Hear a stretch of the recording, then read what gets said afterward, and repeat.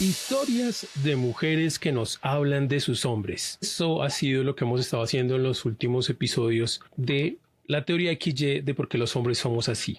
Y ha sido muy interesante, hemos descubierto muchas cosas, hemos analizado un montón de otras cosas. Y hoy, pues no es la excepción. Hoy tenemos a alguien aquí desde Bogotá, Colombia, que nos va a contar sus aventuras y desventuras con los hombres. A ustedes, bienvenidos y bienvenidas al programa del día de hoy. Esta es la teoría XY de por qué los hombres somos así. Un espacio donde exploramos los misterios del comportamiento masculino, desentrañando las razones de nuestras acciones y decisiones. Aquí no solo buscamos respuestas, sino también entendimiento y crecimiento.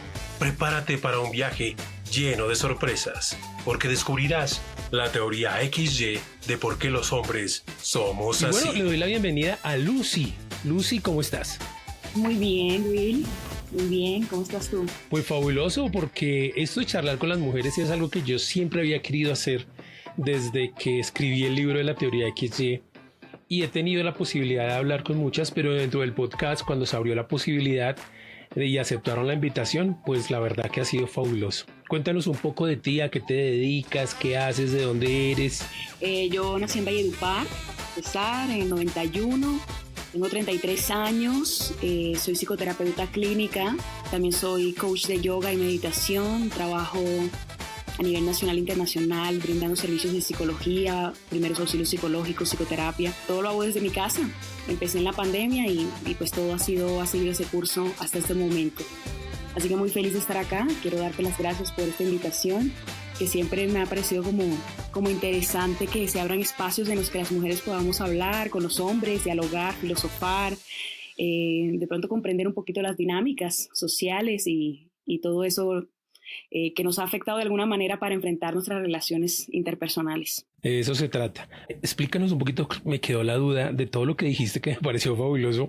Primeros auxilios psicológicos, ¿eso qué es? Danos una luz de eso, por favor. Por lo menos a mí, que yo no tengo ni idea de qué es eso. Ok, listo. Lo que pasa es que yo soy una fiel creyente de que todos los seres humanos en esta tierra, en este punto, necesitamos hablar con alguien. Hay personas que lo necesitan con más urgencia. Es decir, que ya están manifestando físicamente problemas biológicos, enfermedades, mucha ansiedad, temblores en su cuerpo, parálisis faciales, episodios donde se hacen daño a ellos mismos, donde el consumo de las drogas para poder sopesar o enfrentar las situaciones aumenta de una manera exorbitante.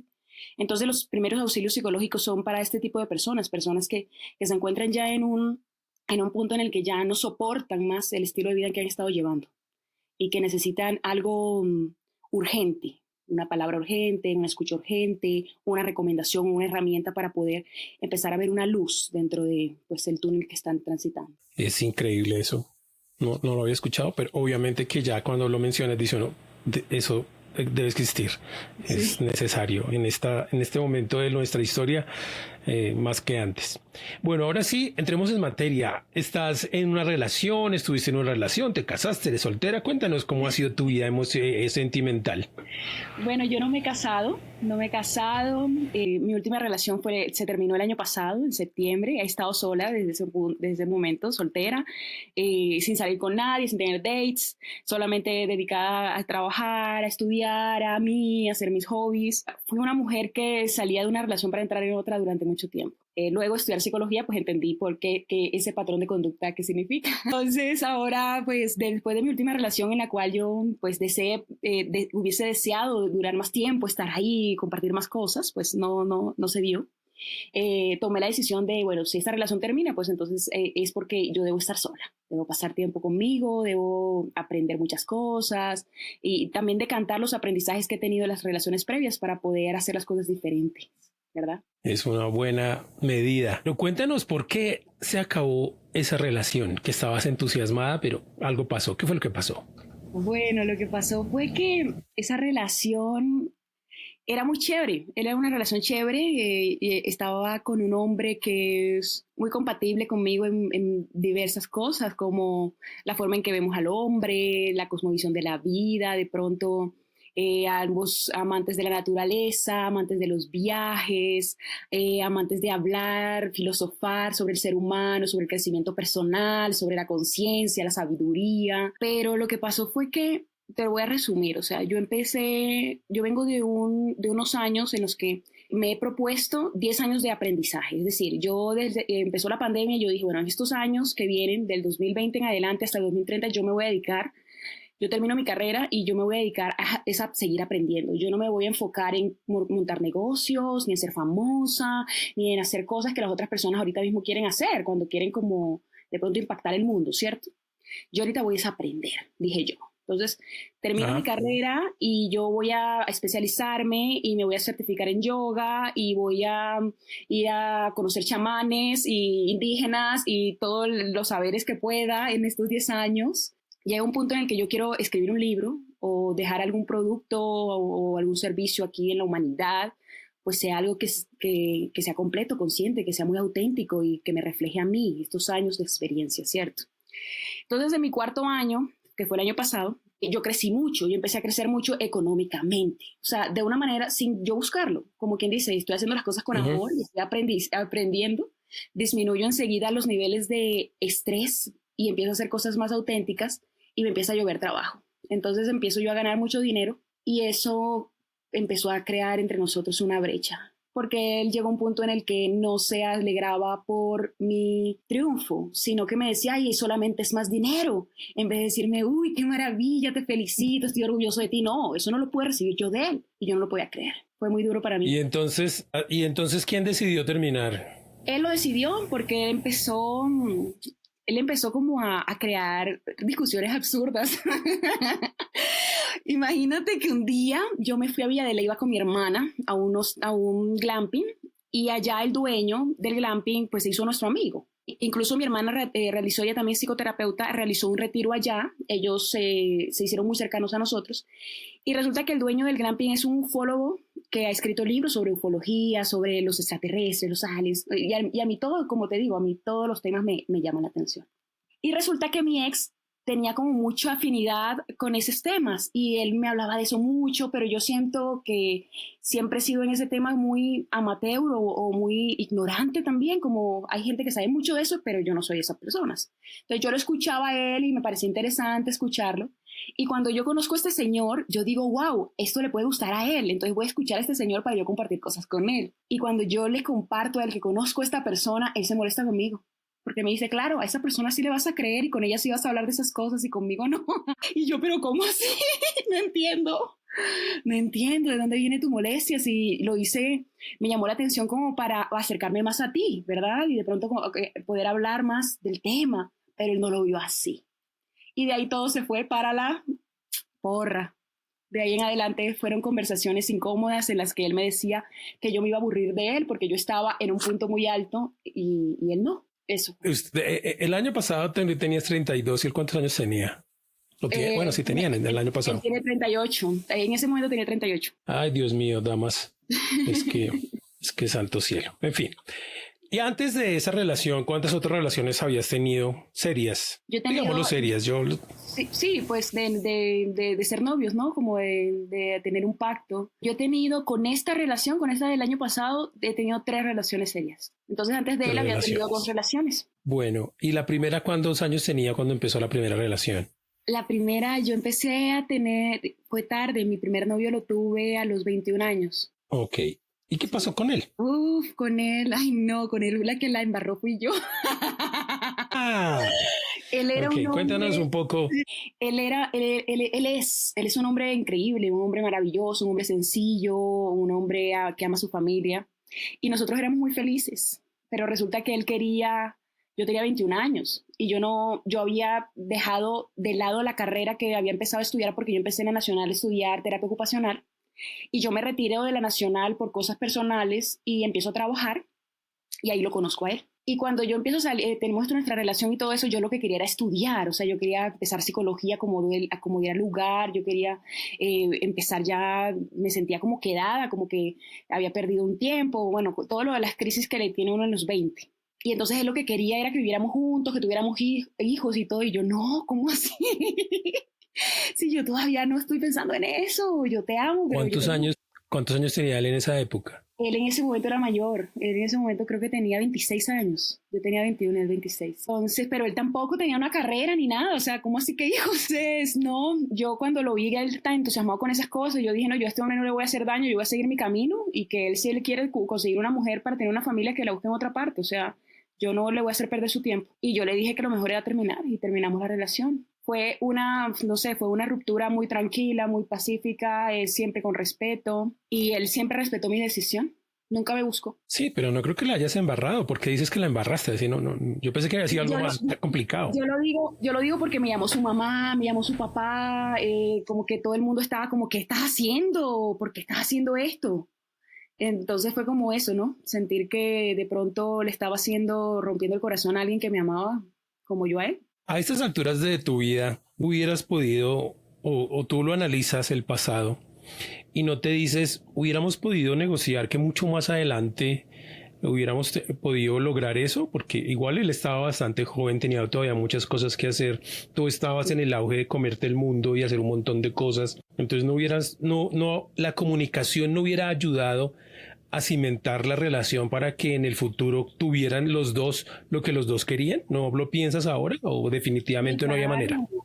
Sí, yo ahora lo digo, yo digo, wow, el único hombre que me ha amado, de verdad, y yo no tuve la madurez o las herramientas cognitivas, los pensamientos, las creencias, sí, era como madurez para yo poder decir, bueno, vamos a hacer las cosas de esta manera juntos, vamos a solucionar juntos, vamos a hacerlo. Yo estaba como en una época sectaria en ese instante porque yo ahorita mismo no pertenezco a ninguna religión, pero en ese momento sí.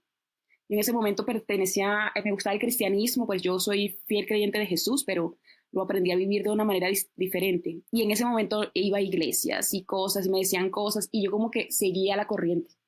En ese momento seguí la corriente. Me recomendaron incluso en la iglesia que lo dejara. Y entonces todas esas cosas, sí, no, yo en ese momento fui muy ingenua, inmadura. Por eso digo que la embarré. Pues hay dos formas de verlo y esto lo hago para las personas que nos están escuchando, para tanto las damas como los caballeros que posiblemente puedan llegar a tener una experiencia similar. Nosotros salimos del cole 16, 18, 19 años, nos vamos a estudiar a la universidad o a hacer algo en ese sentido y realmente no tenemos una experiencia en cuanto a las relaciones se refiere y tenemos una experiencia todavía más corta en cuanto a lo que el amor significa, es decir, cómo asumo yo lo que el amor es para mí y cómo pongo a producir ese amor en función de beneficiar al otro y a mí cuando se trata de pareja. Nosotros no tenemos ni idea, entonces salimos, nos enfrentamos a unas relaciones y la mayoría de las veces siempre va a pasar algo que terminará con la relación. Entonces, ¿qué pasa? Estamos aprendiendo y el error, digamos, lo que llamarían el fracaso, pero no, yo no lo veo tan horrible como eso, sino el error o la experiencia es parte del proceso de ir creciendo. Entonces, yo como lo veo, digamos ahora que tú lo analizas desde tu punto de vista es, uno, está bien que si no me siento capaz de ir más allá porque mi vida me dice otras cosas, pues obviamente es mejor estar separados que estar juntos, ¿no? Porque hoy me comprometo con alguien y después termino casada y en un universo donde yo decía, pero es que esto no era lo que yo quería otras cosas. Entonces eso fue una buena decisión, en ese contexto fue una buena decisión. Que hizo falta, obviamente lo que tú dices, esa madurez para aprender a manejar las herramientas que uno tiene a la mano, pues eso es otra cosa, pero tampoco tenías de dónde agarrar y de dónde haber adquirido esas herramientas. O sea, apenas uno con 21 años dice, ¿de dónde voy yo a aprender a dialogar con otro para obtener beneficio? O sea, yo no he aprendido a hacer eso. Y 10 años después puedes llegar a decir que todavía nos falta un montón de terreno para llegar allá. ¿Por qué? Pues con 3 relaciones, una cantidad de cosas de autoestima, de desarrollo personal, que tú misma decías, pero es que yo salgo de una dentro a otra, salgo de una dentro, me hace falta un montón de cosas en mí. Entonces imagínate que tú ahora a los 33 aún estás diciendo, quiero seguir aprendiendo y que te hubieras metido en la vaca loca cuando tenías 21. O sea, dice uno, no, tomaste la mejor decisión posible para todos en ese contexto. Sí. Y creo que más que cuidarlo a él, te cuidaste a ti, que era lo más importante. Eso de que el corazón de él, eso uno aprende de la misma manera. No, y él le fue súper bien.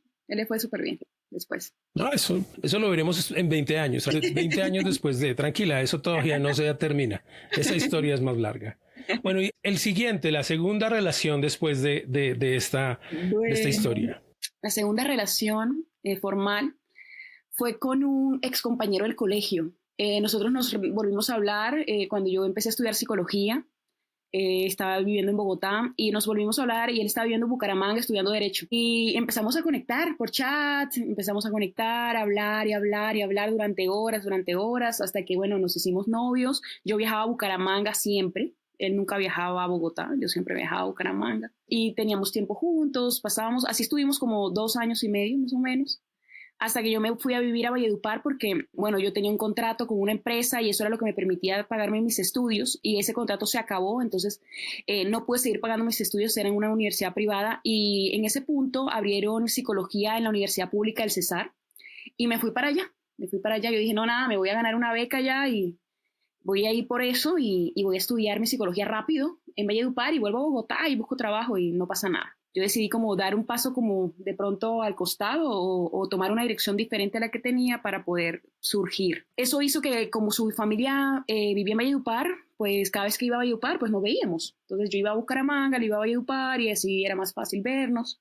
Pero con este tipo la relación, ay, no me río porque fueron tantas cosas.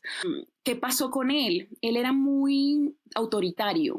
Entonces, si a mí me gustaba, de pronto yo tenía el pelo largo y me lo quería cortar, él decía que por qué me lo iba a cortar. Que si yo siempre he sido como muy hippie, entonces a mí me llaman la atención los tatuajes. Yo ahorita mismo tengo más de 20 tatuajes, pero en ese momento no tenía ninguno y él me decía que si yo me llegaba a tatuar, él me dejaba. Entonces yo no me tatuaba porque él no me dejara. Entonces yo como que diciendo, ¿cómo así? Yo no entendía nada. Yo decía, bueno, no, vamos a ver, vamos a seguir. Sí, él lo hace por mí, por mi bien, él me ama, tal. Yo uno ahí con el autoengaño siempre. Cuando uno estaba pues así todo pollito, chiquito. Nada, yo seguía haciendo mi carrera, él me apoyaba, yo lo apoyaba. Y yo empecé a darme cuenta que él cambió. Él de un momento, como en un mes, o sea, fue todo como en un mes. Y veníamos todos súper bien. Y en un mes él cambia de actitud completamente conmigo. O sea, él ya no quería hablar, él ya no quería que nos viéramos, él ya era diferente, distante. Y yo, ¿qué pasa aquí? Y yo siempre he sido muy intuitiva, entonces yo dije, no, nada, aquí está pasando algo. Yo me voy a ir de sorpresa para Bucaramanga. Y yo en ese momento no trabajaba, yo solamente estudiaba. Y yo hacía trabajos de universidad, entonces de vez en cuando me ganaba una plata con eso. Y siempre he sido bailarina, entonces yo dije, no, voy a crear un evento y voy a dar unas clases de baile y voy a dar unas toallas, la hidratación, tal, y me voy a ganar el dinero para irme para Bucaramanga. Y lo hice, calladita. Y llegué allá de sorpresa. Cuando yo llego y ese hombre me recibe, yo enseguida me di cuenta, no, aquí pasó algo. Y sí, ese día tuvimos una noche supremamente incómoda, hablamos pocas cosas. Me di cuenta que nosotros teníamos una foto juntos de pareja en un portarretrato que él tenía en su mesa de noche durante todo ese tiempo. Cuando yo llegué, esa foto estaba dentro del closet. Tuvimos una noche súper incómoda y al día siguiente yo abro los ojos y cuando yo abro los ojos lo primero que veo es a él con los ojos abiertos. Cuando yo vi eso, yo dije, no, él va a hablar. Y habló, efectivamente. Me dijo que ya no quería tener esta relación, que ya él estaba aburrido que estuviéramos lejos, que él me había necesitado en el último mes y yo no había estado con él y se había sentido supremamente solo, que no sabía lo que le estaba pasando. Y yo dije, bueno, está bien. Yo lo acepté. Yo le dije, tú tienes a otra persona. Y él me dijo que no. Yo le dije, tú tienes a otra persona. Y me dijo que no. Me lo dijo 3 veces, me lo negó. Como Pedro, traicionero. Entonces, yo recogí mis cosas y lo bueno fue que yo me había ido a Bucaramanga con una amiga que iba a visitar también a unas amigas allá y yo me fui a donde ella. Entonces, como que no me quedé sola, ¿verdad? Entonces la llamé, me fui a donde ella, ahogué mis penas en alcohol ese fin de semana.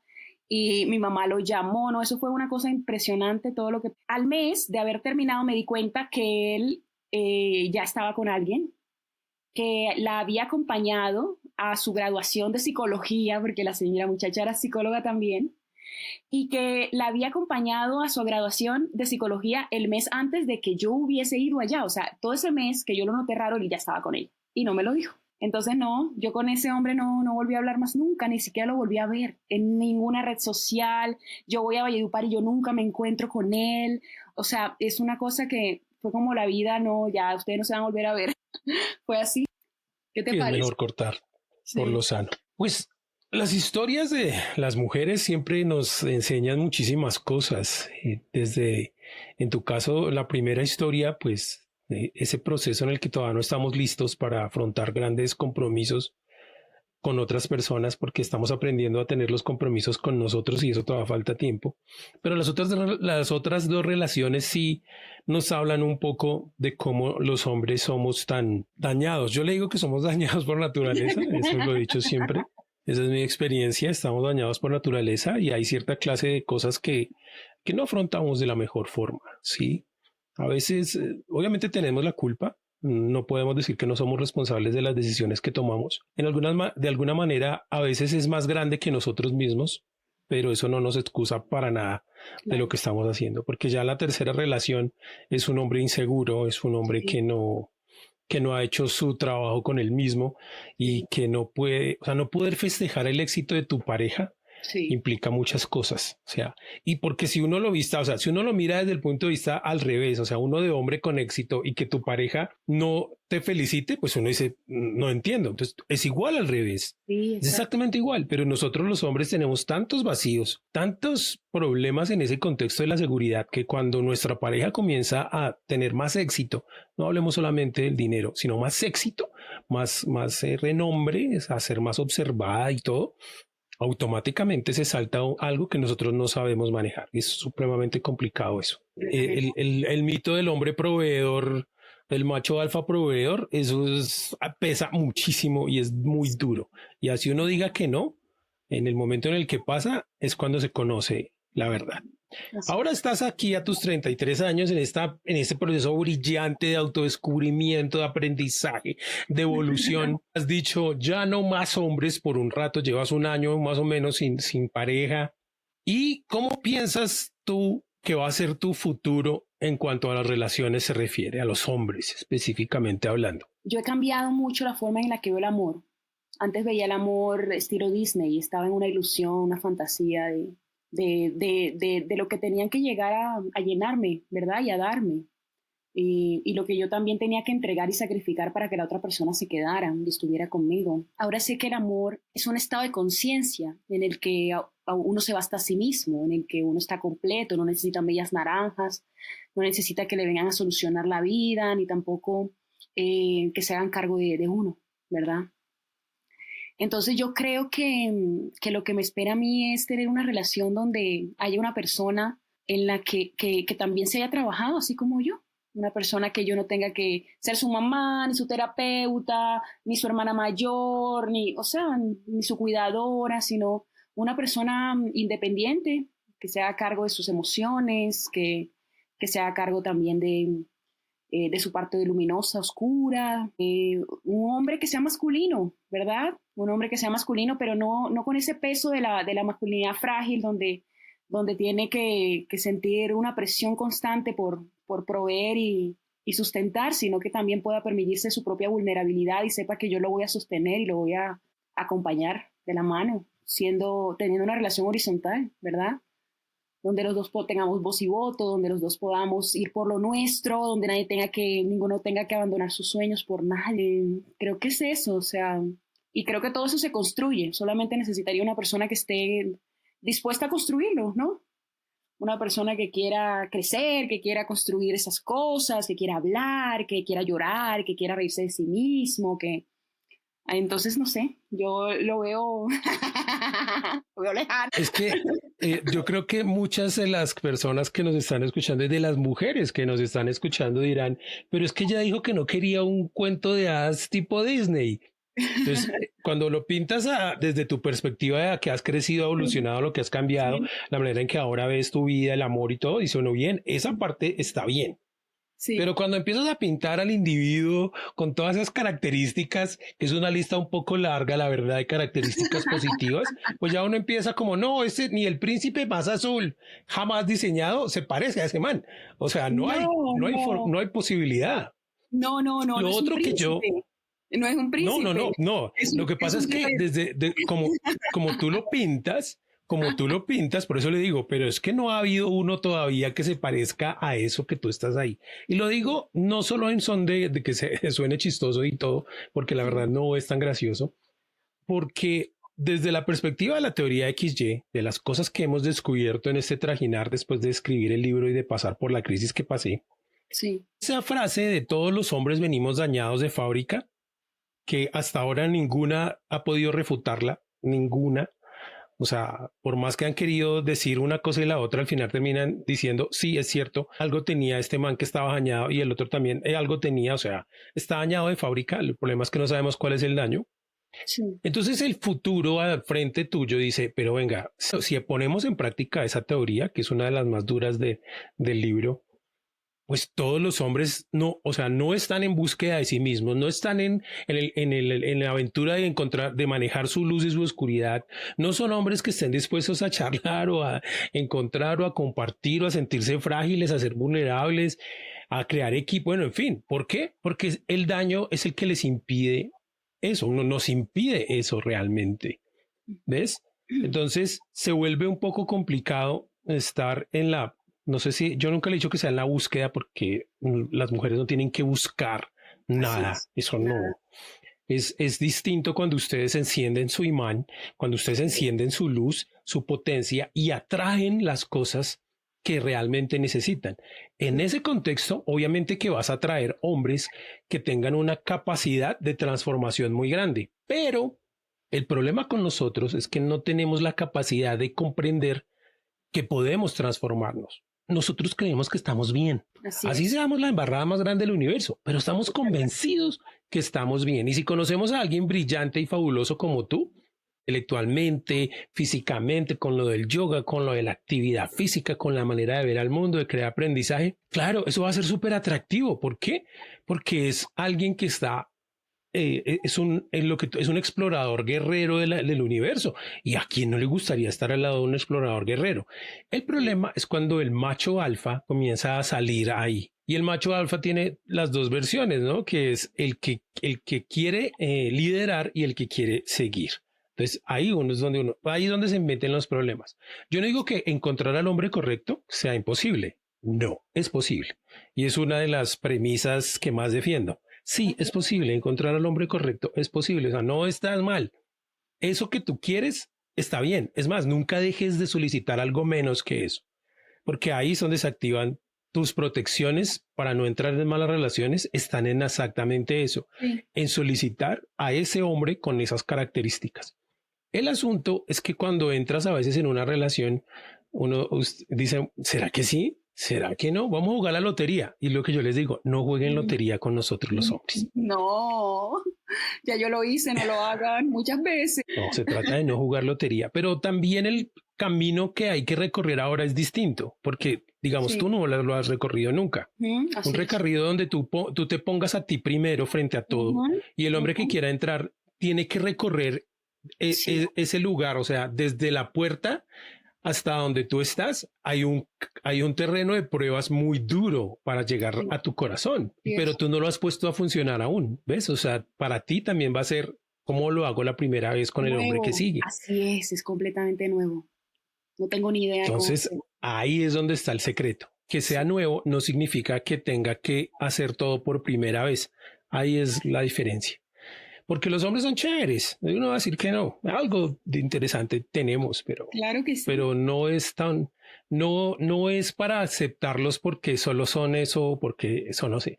Tu relación, digamos, la imagen o el ejemplo que tienes con tus padres, ¿cómo te educó para las parejas, para las relaciones de pareja? No, pues la relación de mis padres me educó para tener las relaciones que tuve. Por ejemplo, la segunda relación fue una relación de dependencia y se asemejó mucho a la relación de mis padres.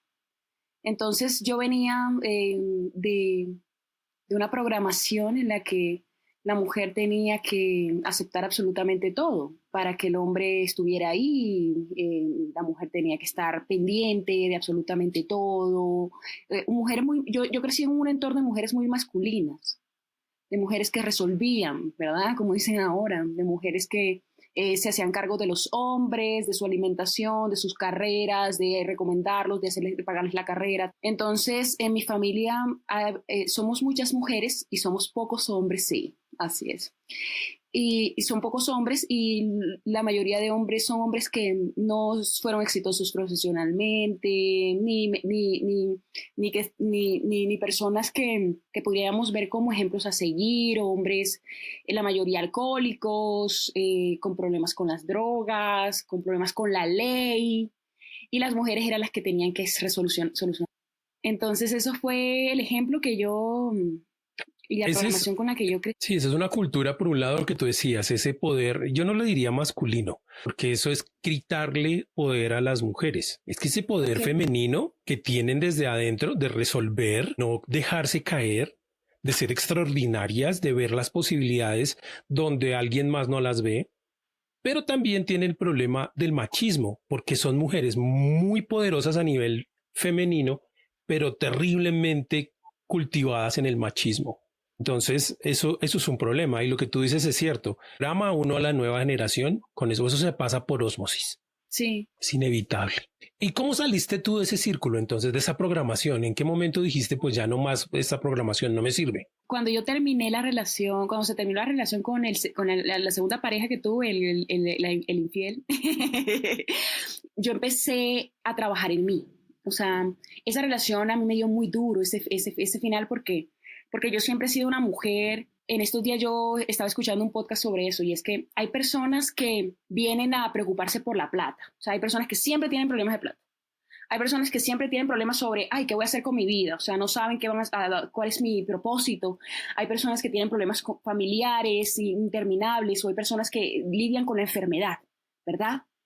Y hay personas como yo que nuestro issue es las relaciones de pareja, el amor, ¿verdad?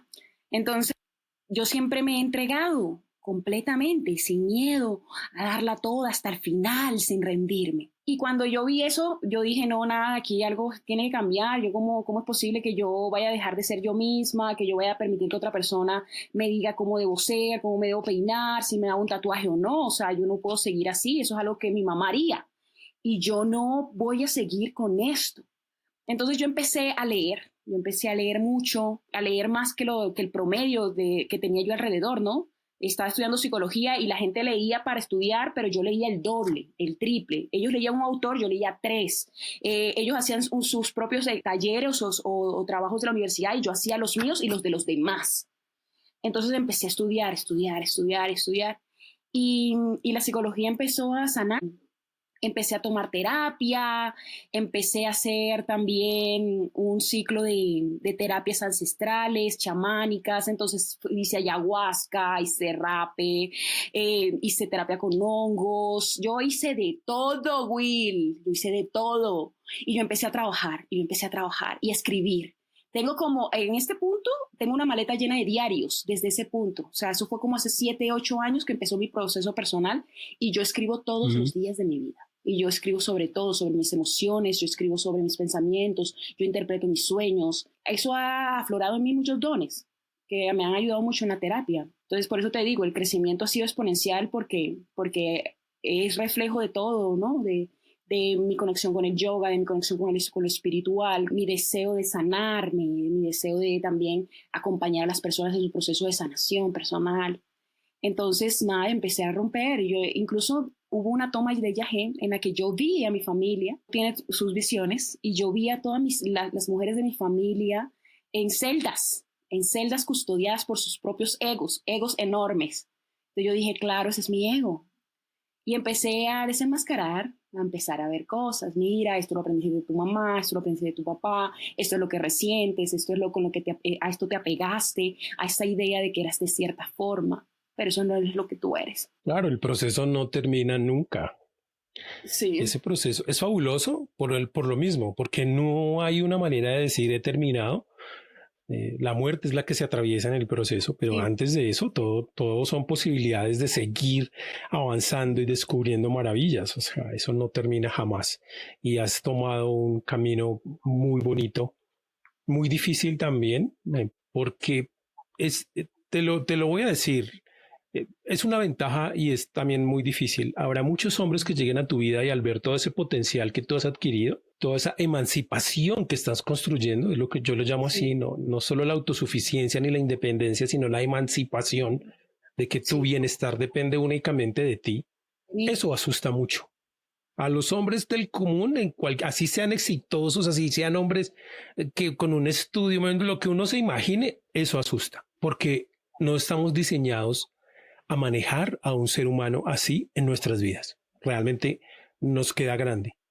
Y si te has dado cuenta y si ves a los hombres a tu alrededor, sabrás de lo que estoy hablando. Así es. Entonces, por ese lado, va a ser un camino un poco solitario mientras vas conociendo a alguien, le muestras quién eres tú y él saldrá a correr. Entonces dirás, no, este no era. Ese es el beneficio que tiene activar lo que yo le llamo los anillos de protección, que es básicamente toda esa construcción interior. Ese es el beneficio.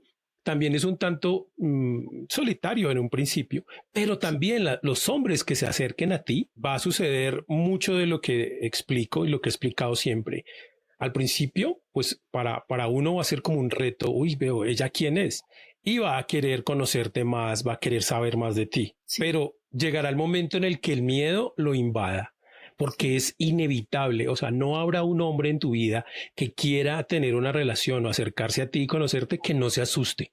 La diferencia está, o sea, cuando comiences a encontrar a los hombres correctos o a ver cómo se comporta el hombre correcto, es cuando comiencen a vencer sus propios miedos, a ellos mismos empiezan a enfrentar a sus propios miedos, a crecer, a buscar su luz, a transformarse. ¿Para qué? Para estar cerca de ti, porque es el amor el que los va a motivar. Ahí funciona.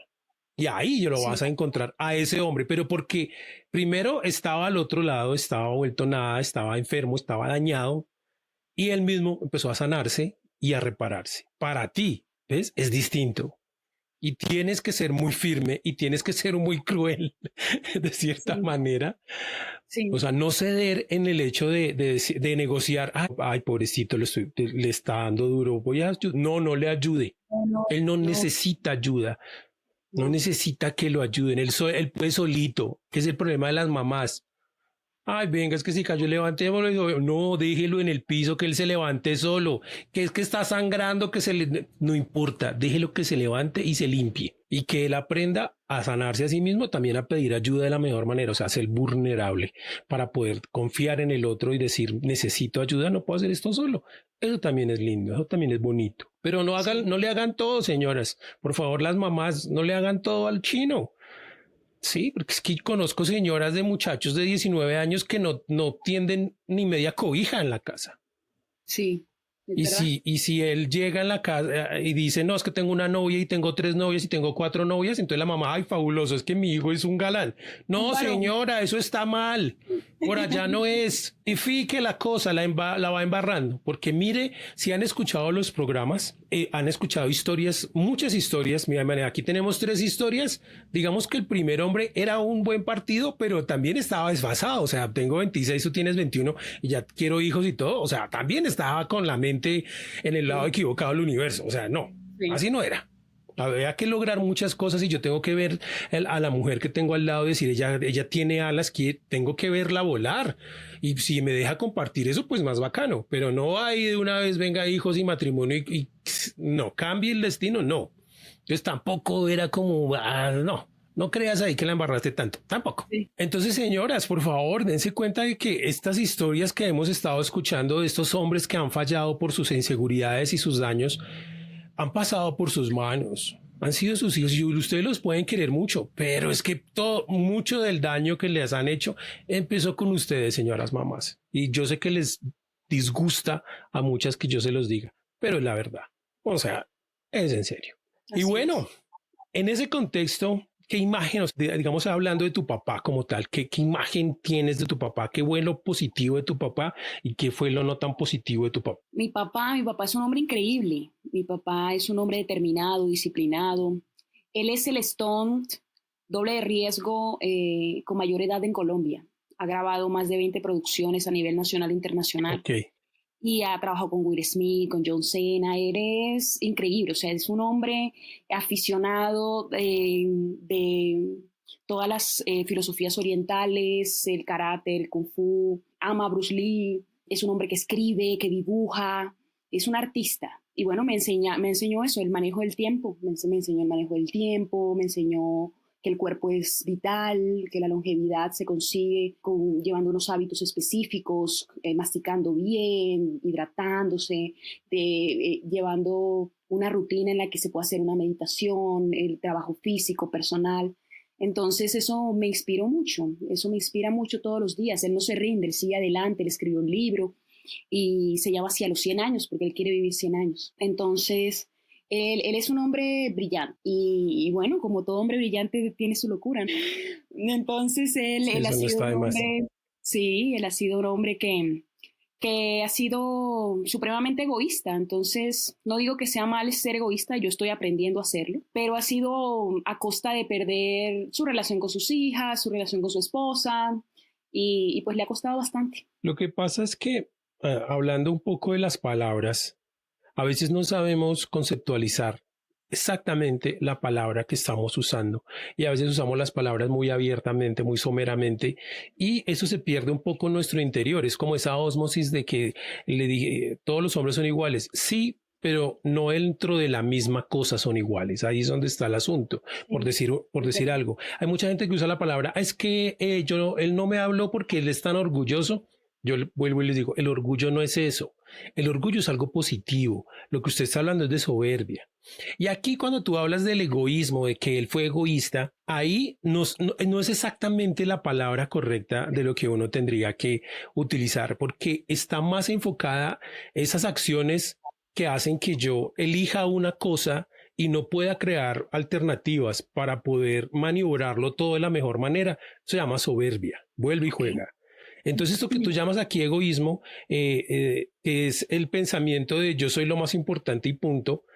En algún momento lo que pasa es que mi soberbia me impide ver el valor de los otros. Y los hombres somos extremadamente soberbios. Entonces yo no puedo ver el valor que tenía el legado de una familia. Yo puedo ver el legado que estoy dejando en mi carrera. Entonces yo miro al pasado y todo lo que tú dijiste es lo que él admira. ¿Ves? Eso de hecho, yo soy así, yo hice tal cosa, Mm, yo logré tal otra. Pero cuando dicen, pero su familia, el legado de su familia, los hombres somos muy buenos, siendo los mejores amigos de los amigos, pésimos padres, pésimos esposos, pésimos hombres de familia. Hay señoras que dicen, no, él es un buen papá, pero como esposo, como compañero, esos no dan media talla. Entonces, ven, no somos integrales porque no podemos maniobrar las dos cosas porque hay un momento en el que nuestra soberbia es más grande que nuestro amor porque tampoco lo reconocemos. Entonces es un poco como eso. Y los papás obviamente de nuestra generación y de tu generación, ellos venían con una soberbia que estaba calcada al dedillo del anterior y del anterior y del anterior. Entonces era muy difícil o ha sido muy difícil salir de ahí. Las mujeres tienen una ventaja en eso y es que ellas son más dadas a la nobleza. Eso es distinto, pero también a veces se pasan de la raya. Entonces, más que el egoísmo, para ustedes que están escuchándonos, que tomen el ejemplo aquí de Lucy, es ese amor propio, porque el amor no es egoísta, el amor no es soberbio, el amor es una cosa maravillosa. Entonces, si yo me amo si yo me amo honestamente, pues obviamente voy a aprender a darme las mejores cosas de la vida, las mejores parejas, la mejor familia, lo mejor de todo, la mejor relación con mi padre, la mejor relación con mis hijos, la mejor relación con la mujer que me ama y que yo alguna vez decidí amar. Entonces, el amor es el que me hace tomar las mejores decisiones y afrontar los retos que eso implica. Pero si yo dejo que sea la soberbia la que tome las decisiones, pues mm, obviamente voy a romper un montón de cosas y después recuperar eso, pues no, a algunos ni sí, siquiera les interesa recuperarlo. así es. Pues ha sido un camino fabuloso, una entrevista fenomenal y eres una mujer admirable, aunque decir eso siempre lo digo, yo siempre que me cuentan sus historias, digo, ustedes son admirables, pero personalmente te lo puedo decir a ti, eres admirable por esa manera de luchar, de transformarte, de mirarte a ti misma y utilizar las herramientas que te ha dado tu carrera, tu misma perspectiva para evolucionar. Eso es hermoso y me parece, como lo dije, admirable, es de admirar. Y pues hace parte del proceso que todos como seres humanos tenemos que llevar, no solo ustedes las damas, también los caballeros y los que están en el medio y en los extremos de todo eso, cada uno de nosotros debe buscar ese camino. Entonces, muchísimas gracias por habernos compartido un poquito de tu historia. Uf, gracias, Will. Gracias a ti. Me encanta saber que estás haciendo esto porque de alguna manera estás contribuyendo a que todos los hombres que te escuchen y las mujeres que te escuchen pues puedan tener una visión del panorama distinto, que se puedan salir de sus propias mentes y sus propias programaciones para adquirir nuevo conocimiento, nuevas perspectivas, que en última es lo que nos ayuda a nosotros a cambiar. A nosotros lo que nos impide cambiar es creer que nuestras propias ideas son oro, que son absolutas y que hay una sola forma de ver las cosas. Pero cuando se abren estos espacios, cuando leemos libros, cuando escuchamos podcasts, cuando vamos a terapia, cuando estamos dispuestos a expresarnos con los amigos, a hablar, ¿verdad? Pues nos damos cuenta de que no todas las cosas que nosotros pensamos son pues lo mejor. No todo lo que brilla es oro y a veces nos podemos encontrar en diferentes perspectivas y podemos dar un vuelco a nuestra vida que nos lleve a hacer las cosas mejor, de manera diferente, que nos lleve de verdad a cumplir y a llenar todos esos vacíos que todos tenemos, porque todos, como tú lo dices, yo no creo que solamente sean los hombres, nosotros como humanidad estamos muy dañados y cada uno para que pueda vencer eso y podamos tener un futuro diferente para los que tienen hijos, es que nos demos cuenta de que tenemos que mirar hacia adentro y que ver ese daño no nos va a hacer sino darnos libertad. Espero que podamos hablar de otras cosas. Tengo otro podcast por ahí que me gustaría invitarte para hablar de cosas sobre una vida mejor y eso, pero por ahora ha sido muy, muy increíble, muy nutricional toda esta charla contigo, porque igual escuchar a alguien que encuentra esas alternativas y que es un ejemplo de que funcionan, pues obviamente que le dice a uno, sí, pues si ella lo puede hacer, pues yo también lo puedo hacer, independientemente de que seamos hombres o mujeres, lo podemos hacer. Y mire que funciona. Me parece muy simpático que lleves todo este tiempo tú sola, que no tengas ninguna prisa en conseguir una pareja y que como que te diste cuenta de que, pero ¿cuál es el afán? Sí, no tienes ningún afán de ir a buscar a alguien.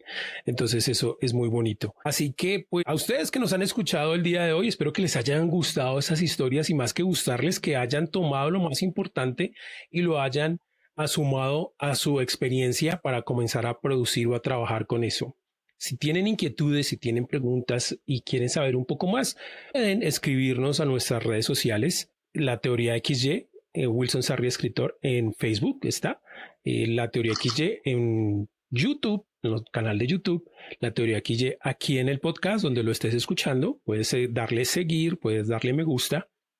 Y se me había olvidado en las veces anteriores decirle que está el correo ahí, el que nunca falla, lateoriaxy@outlook.com.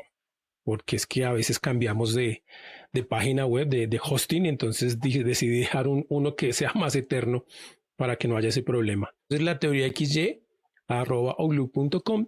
Pueden escribir y dejarnos todas sus preguntas. Si nos quieren invitar a que charlemos o quieren venir o asistir, bueno, no tienen que venir, pero pueden asistir aquí al podcast a contarnos sus historias. Si alguna de ustedes ha leído el libro, también me gusta charlar con ustedes para que nos den sus opiniones sobre lo que el libro les ha ofrecido.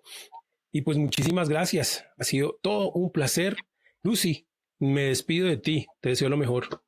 Igual, muchas gracias, que te vaya muy bien, muy bien. Bueno, y a todos ustedes, entonces los espero en el próximo episodio.